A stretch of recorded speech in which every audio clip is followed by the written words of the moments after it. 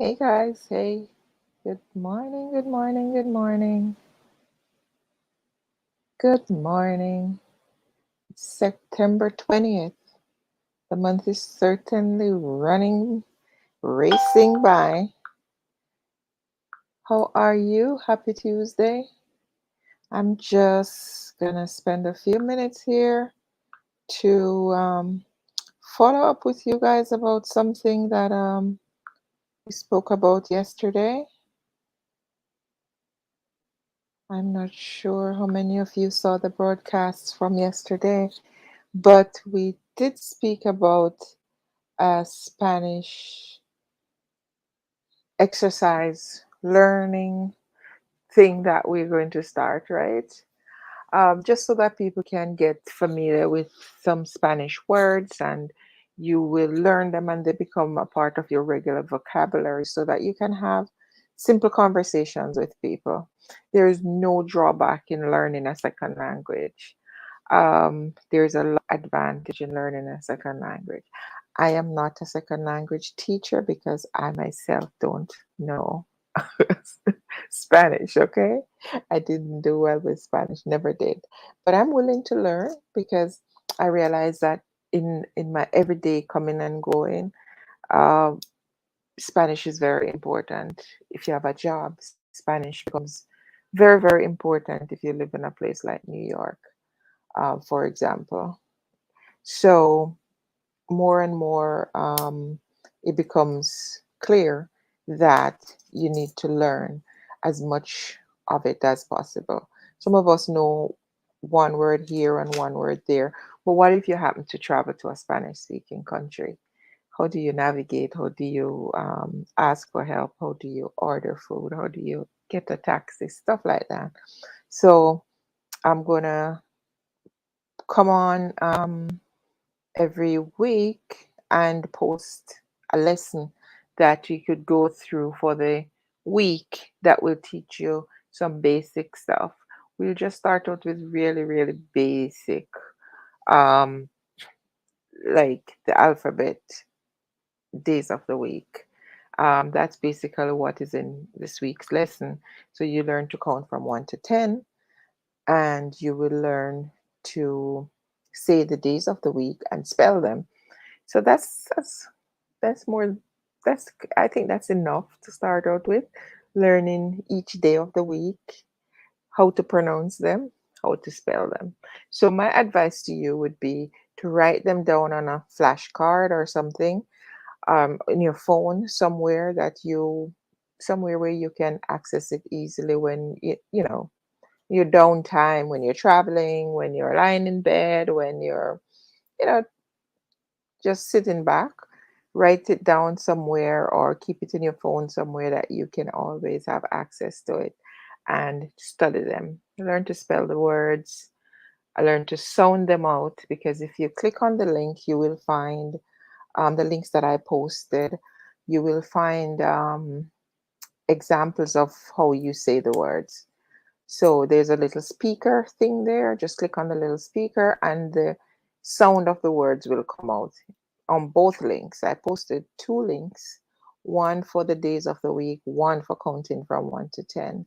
And you just have to click on them.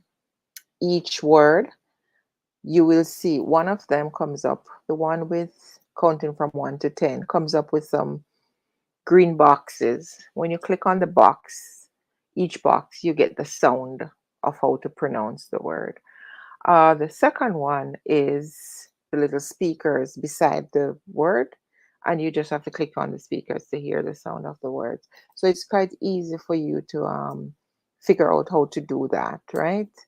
Um, but again, like I said, it's best to write down each and have them on a card or something so you can both learn to spell them as well as you go back to the exercise of how to say them so that you can get it going. But that's should be enough for the week. I hope that you will enjoy the experience. I hope you come on here and talk about it.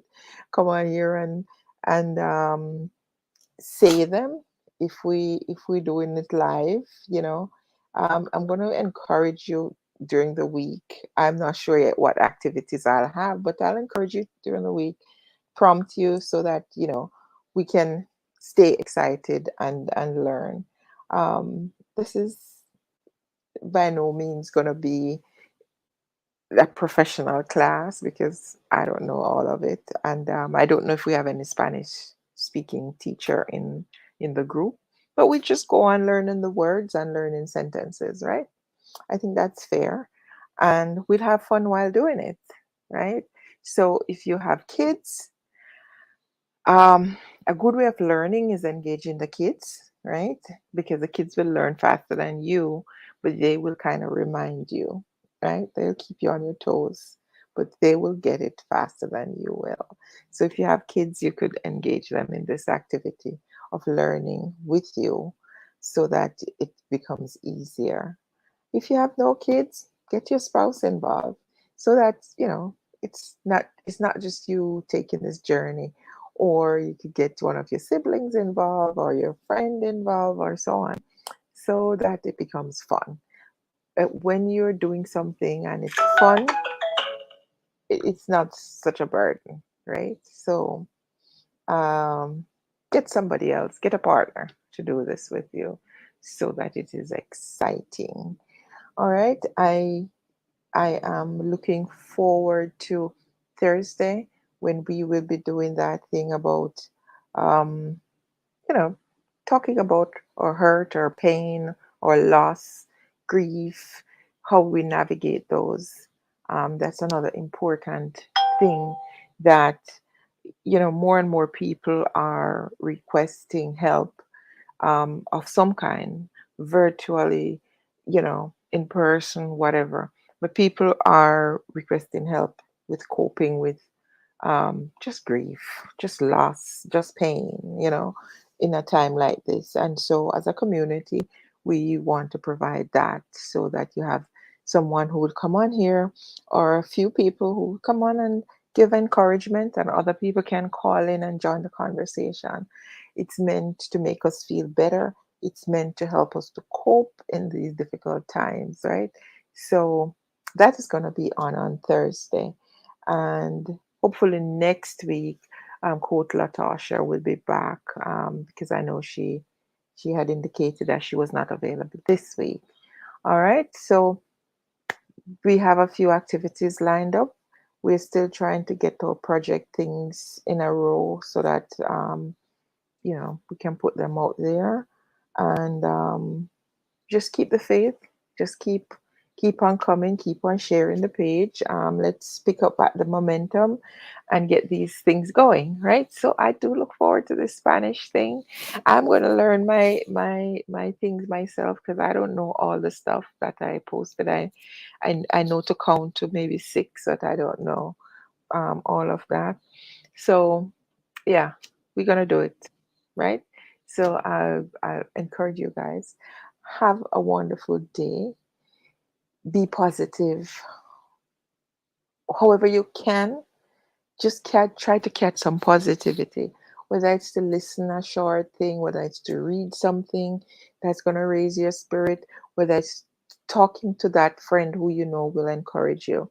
But whatever you do today, try to start your day, your work day. Most of you probably at work already or on your way to work. Um, start Try to start it on a positive note.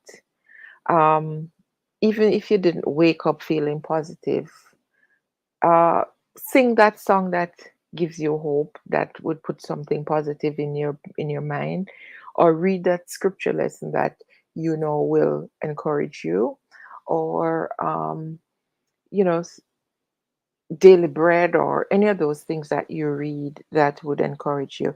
And if you don't have that, please try to find um, something like that you can lean on to encourage you, to give you hope. That friend who is always praying and always encouraging.